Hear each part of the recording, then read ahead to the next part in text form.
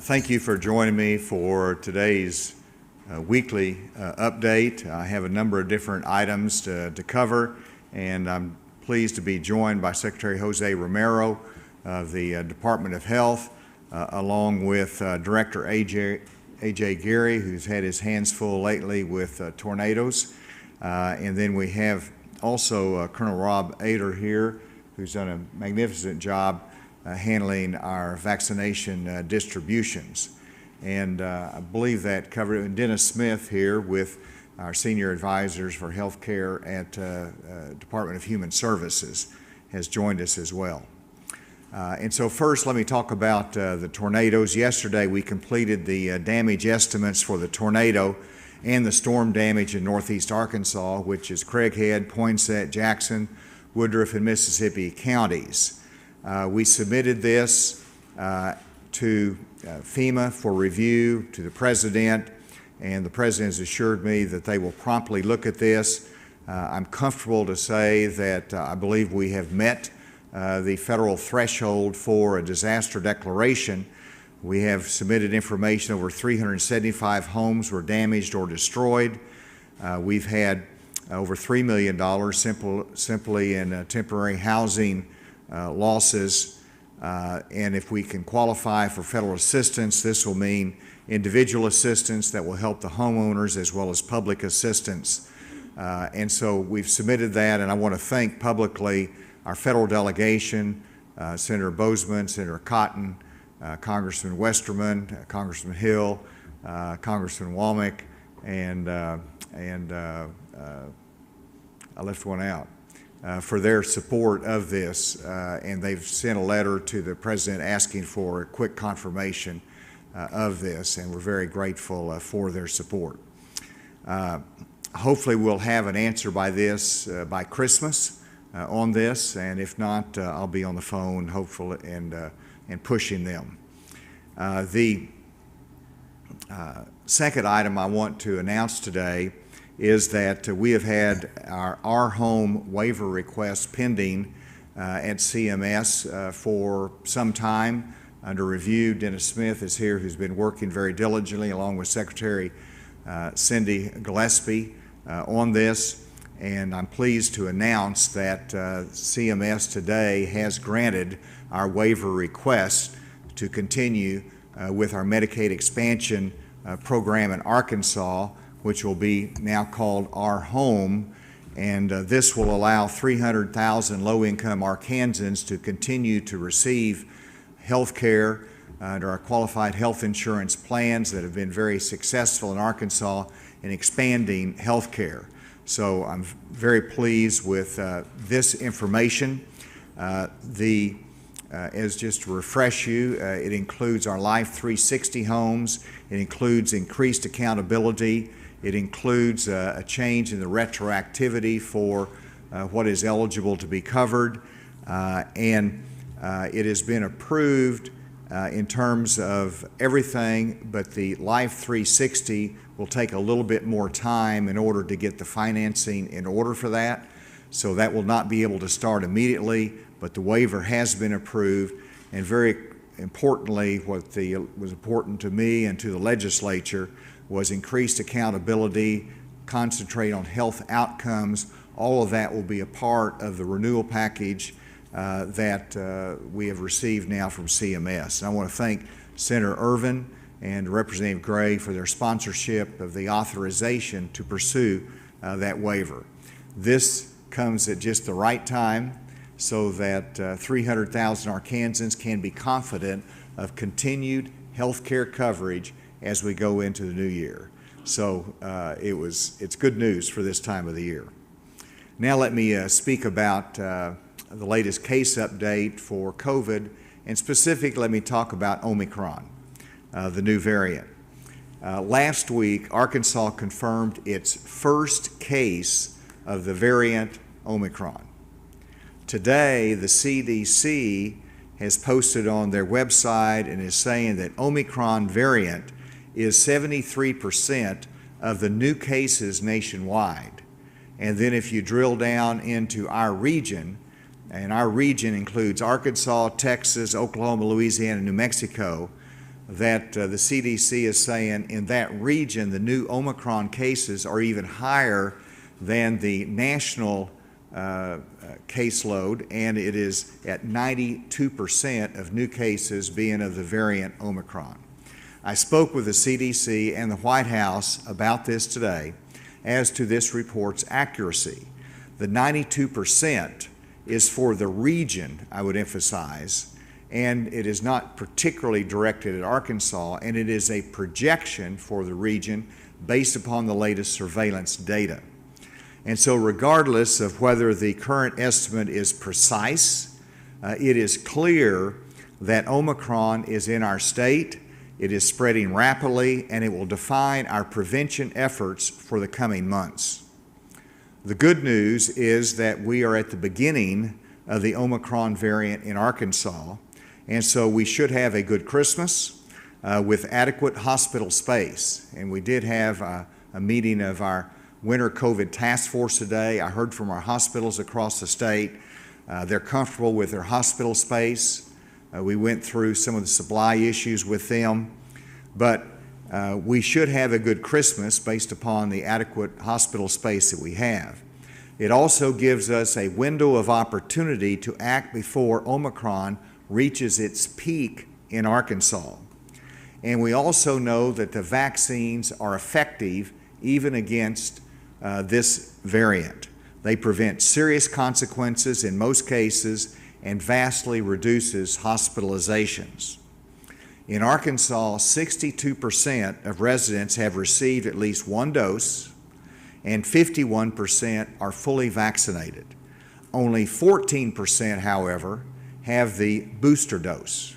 And that's where we have a lot of work to do to increase the fully vaccinated and those with the booster dose.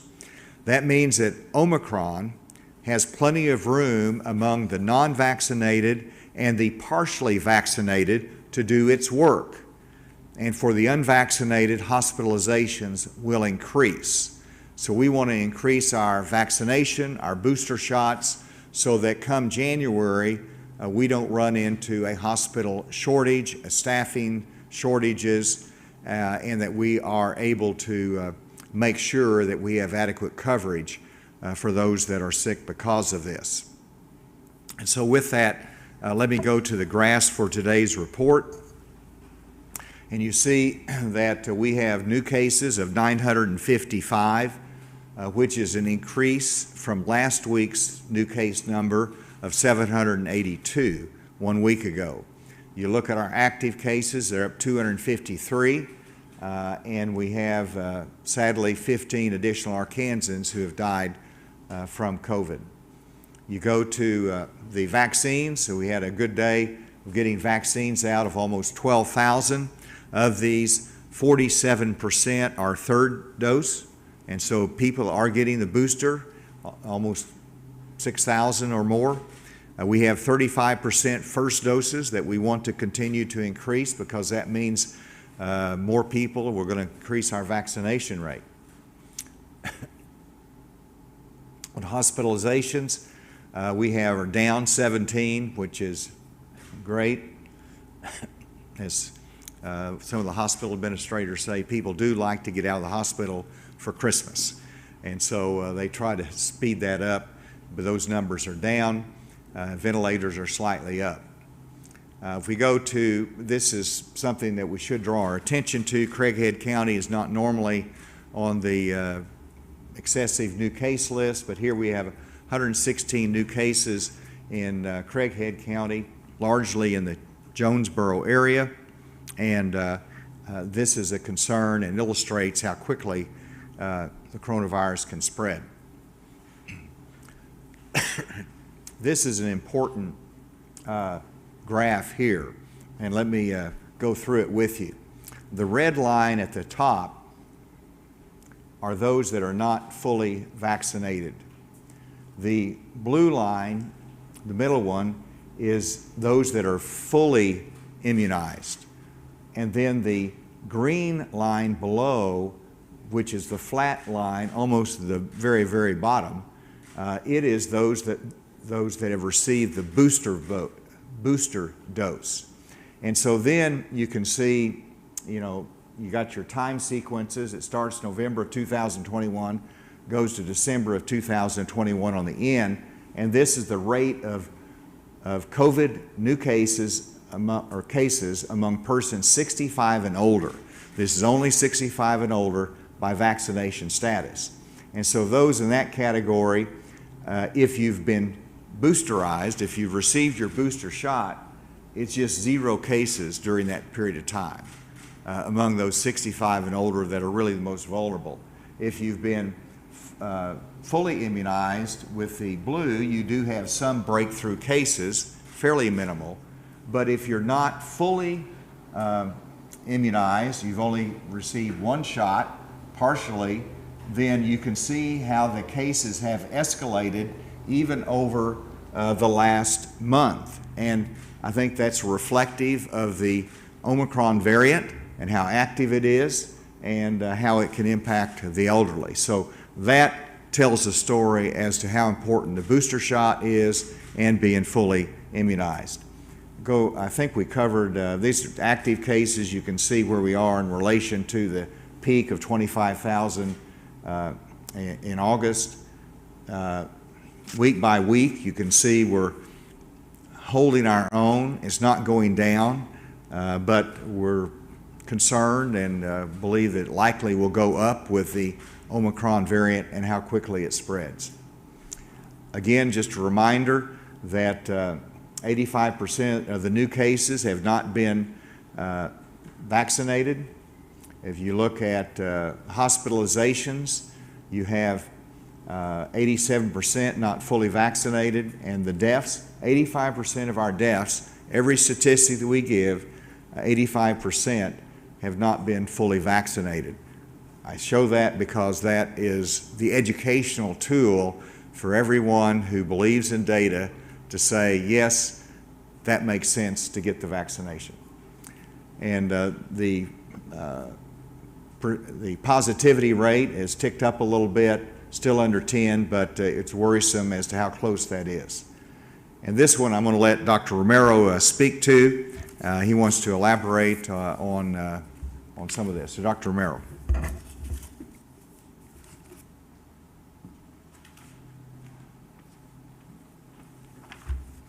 Thank you, Governor. So as the Governor has pointed out, we are seeing an increased number of cases in the Craighead County area, and as pointed out, is in the, approximately 80% of those cases are coming from Jonesboro. What's also significant is that 54% of those, or 50.4% of those, are in the 25 to 44-year-old age group. So a very significant number, and followed by the childhood age group, those under 18 or 20%. So what this graph is showing you is the total number of individuals within a given age group. So let's look at the farthest to your right, which are the 65 and older age group. You'll see that 75% of those individuals have received full vaccination, and of that group, 52%, a little bit more than that, have received a booster dose. And you can see that decreasing over the age group. It's pointing out that those groups that are below that are not getting their vaccine, their booster dose. And we know, and that the Governor has shown that graph here, that has shown that those individuals that have, although 2 doses fully vaccinated, still are forming part of the group that are being hospitalized. We want that group to get the 3rd dose, that booster dose. Please do so. It's available. Yeah, it's quick, it's easy, and that will give you that extra level of protection.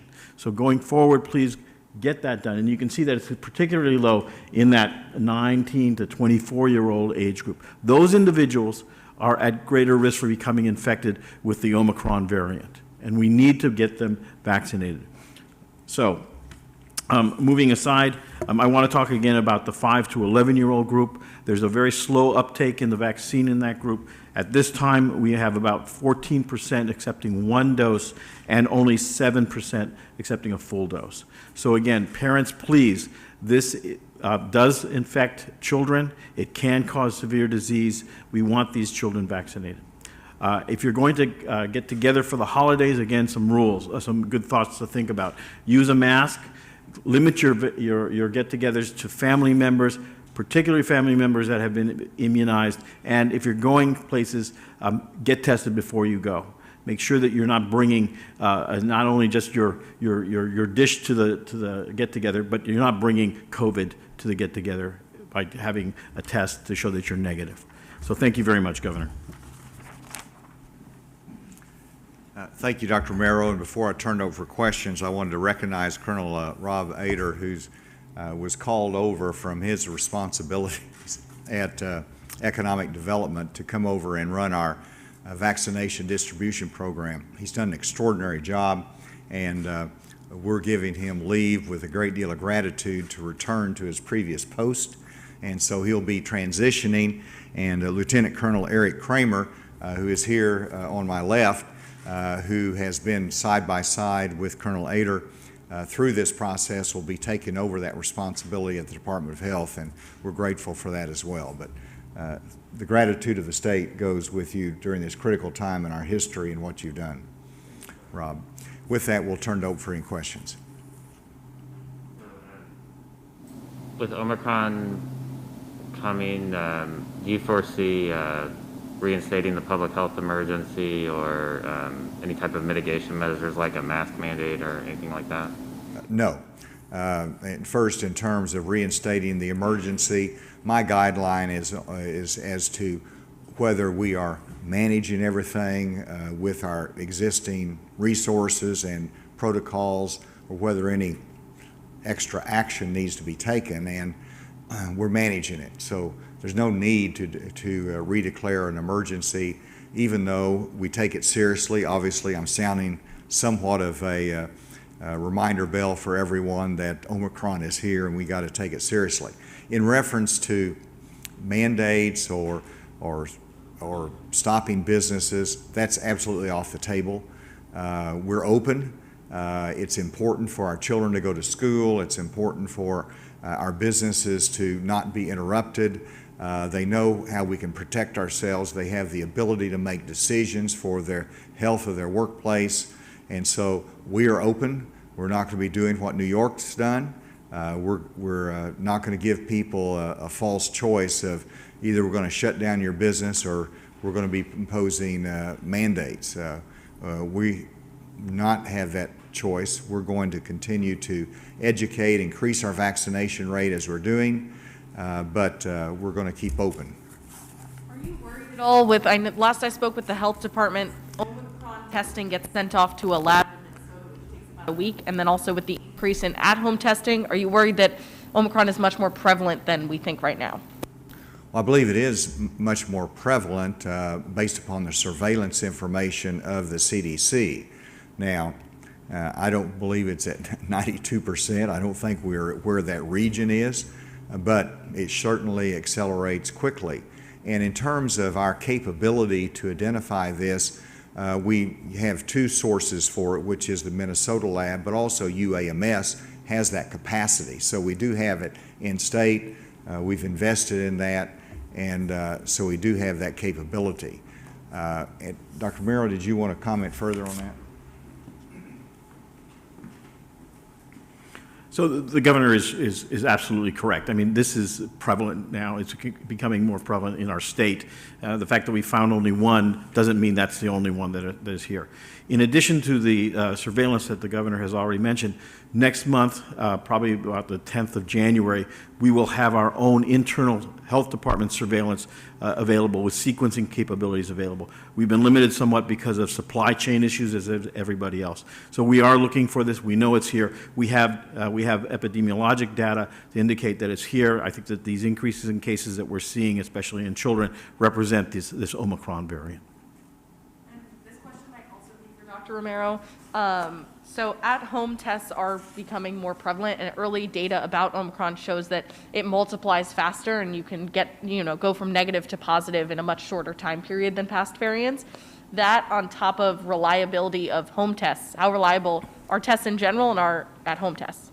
So those are very good questions. So I've directed those questions to the CDC, and I've been informed that as of yesterday, that the tests that are available, those antigen tests, are reliable.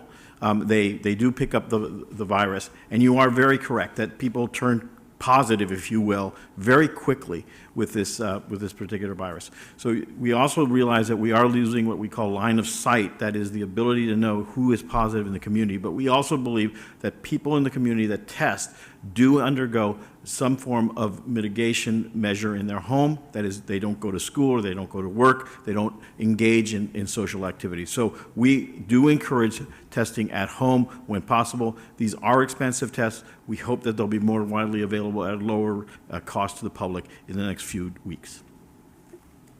And let me just add to that, that I do believe we need to expand the availability of rapid tests that you can do in your home.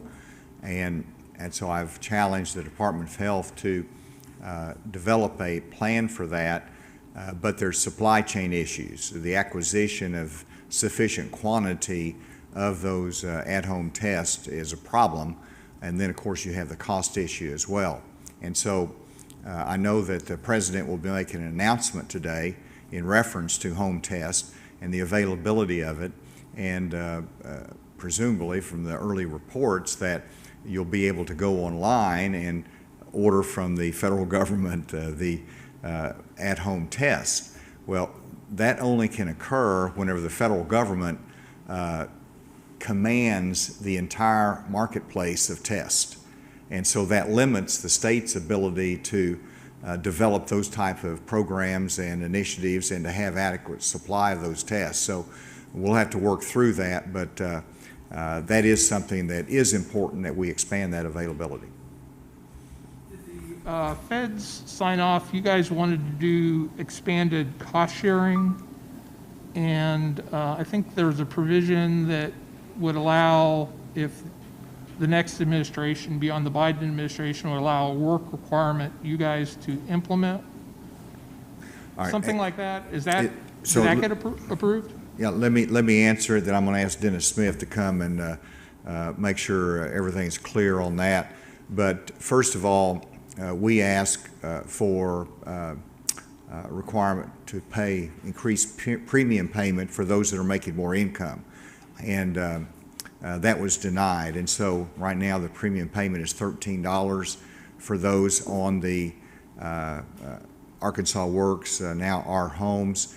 That will be discontinued after this year because it's disallowed by this administration. The copay is allowed, and so we'll continue to collect a copay, making it very similar to insurance that is on the private sector. And so those two elements there. Was a third part of the question?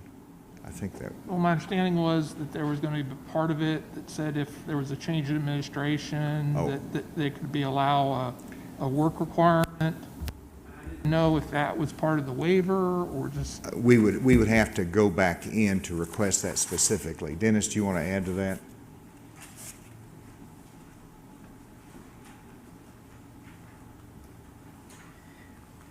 Based on the litigation and based on what the Biden administration had put out in guidance, we did not formally request a work requirement. That would have to, if it is allowable in the future, as the governor said, then we would have to submit an amendment to the waiver. Are there any questions remotely?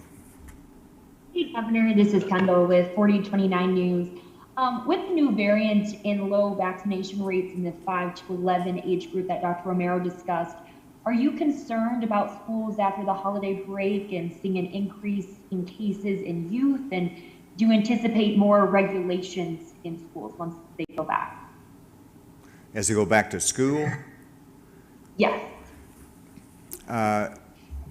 Well, first of all, this should be on everyone's mind.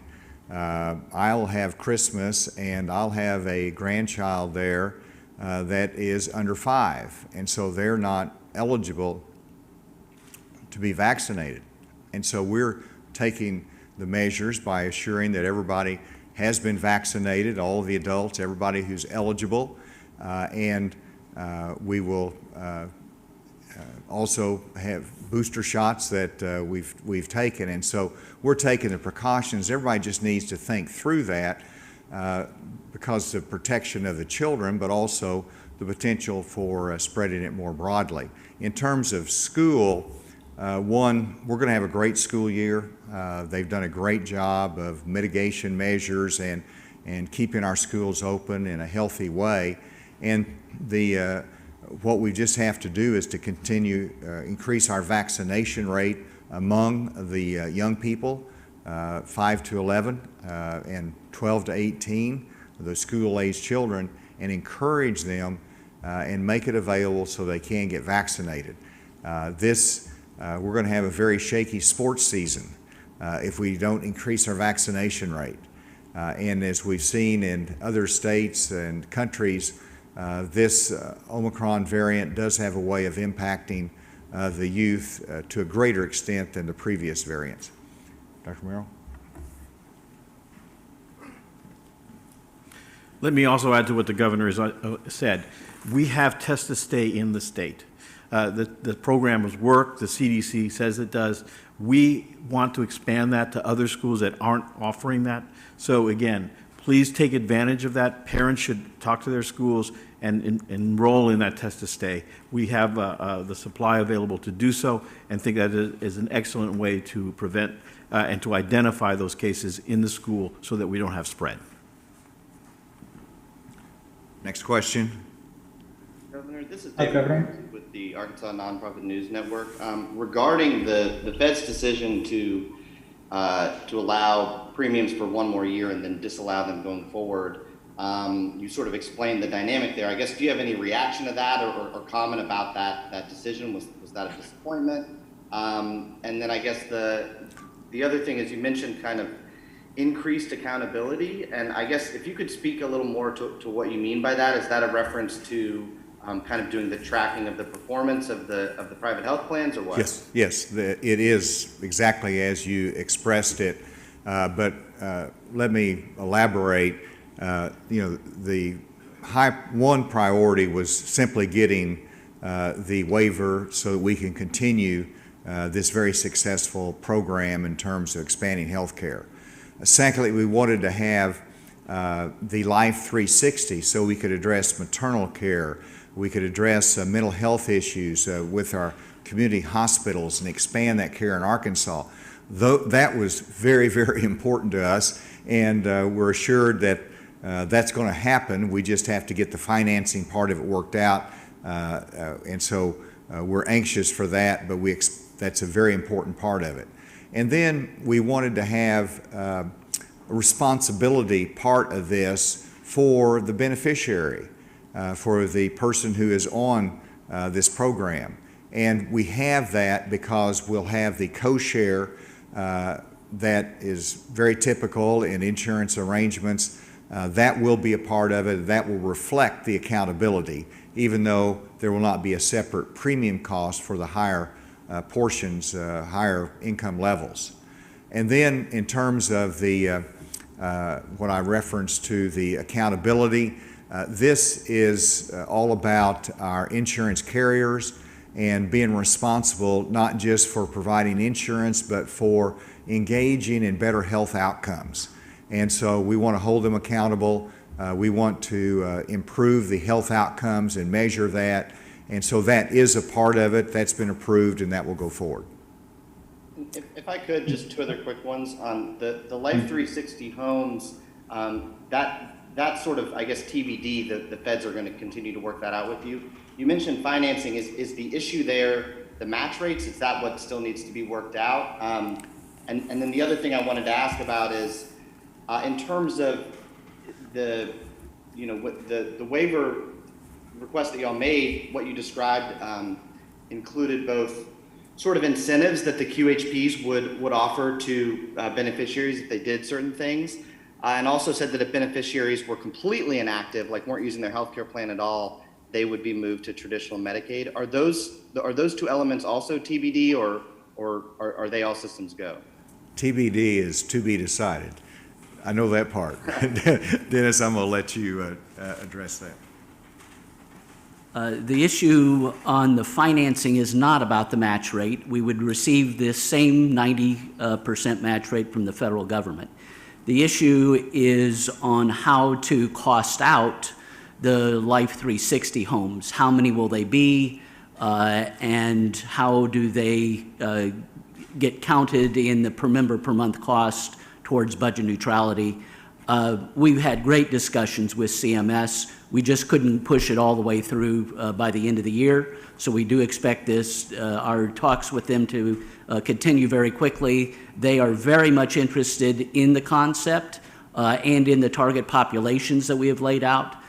So we are confident that we will get the Life 360 homes. It just takes a little bit more time on the financing. And in terms of the Governor, a question from the Democrat Gazette. Yeah, let's go to the Democrat Gazette. Thank you, Governor. Ryan Tarnelli here with the Democrat Gazette. This summer, the state ran out of ICU beds and the hospital system was overwhelmed during the Delta surge. Many of the epidemiologists that we talked to say it's simply only a matter of time this winter before the state's hospital system is overrun due to the Omicron variant. What makes you so confident that the state can handle this Omicron surge, and why isn't your rhetoric on the Omicron variant more urgent? Well, I thought I expressed it rather clearly today with a level of urgency. In terms of the hospitalizations, there's a lot that's unknown. You see in other states, they do have staffing issues. They've had increased hospitalizations just because of the volume of cases. Here in Arkansas, no one can be 100% confident of what's going to happen in January and February, but I know that right now we have about 500 hospitalizations. A year ago, we had over 1,000 hospitalizations as a result of COVID. And so we're at about the 50% level, and also we're about 10,000, I think, fewer active cases. And so we're in a much better position than we were last year when you properly recite that we were really stretched to the limit.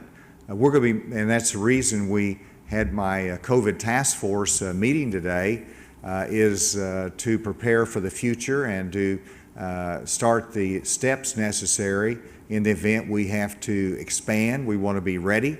And so we've managed our way through this, and we'll do it in the future. So everybody get vaccinated, and that'll help us.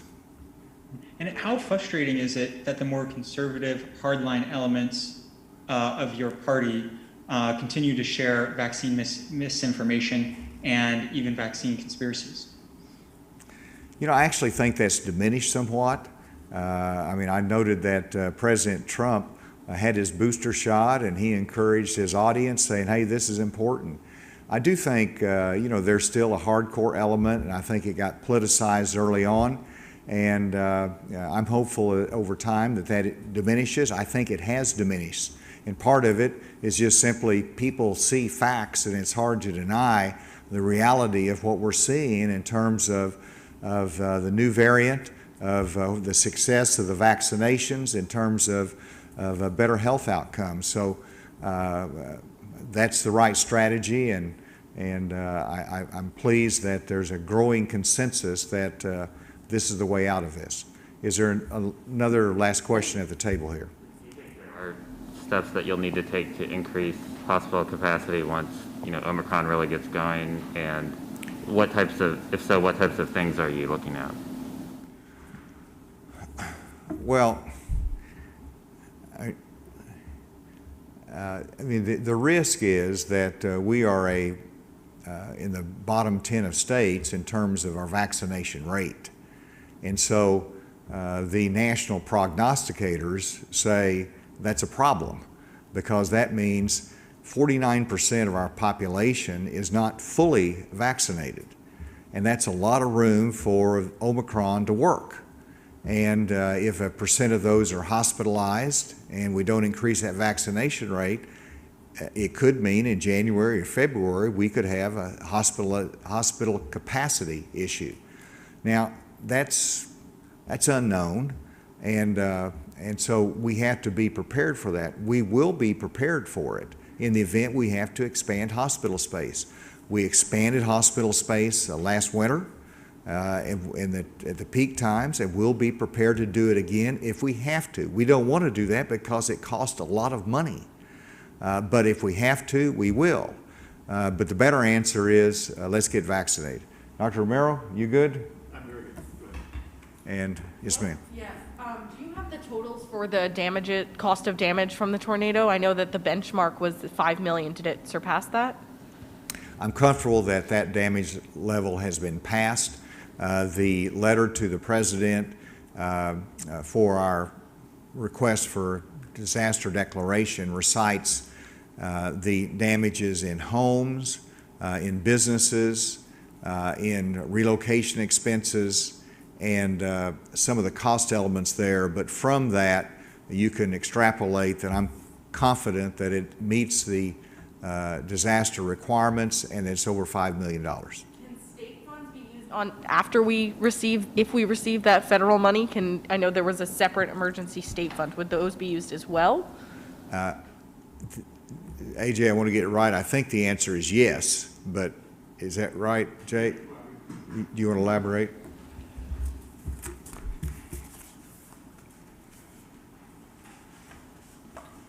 So I think the best way to answer that with the individual assistance, those homeowners, if we get this declaration, the homeowners will work directly with the FEMA teams so that they can verify those damages and get that money into the homeowner's hands very quickly. So there shouldn't be any need to add anything on to that after they receive that from the federal, from FEMA. Then Dr. Romero had one final word. So the governor has acknowledged the fact that Colonel Lader will be leaving the health department to go back to his previous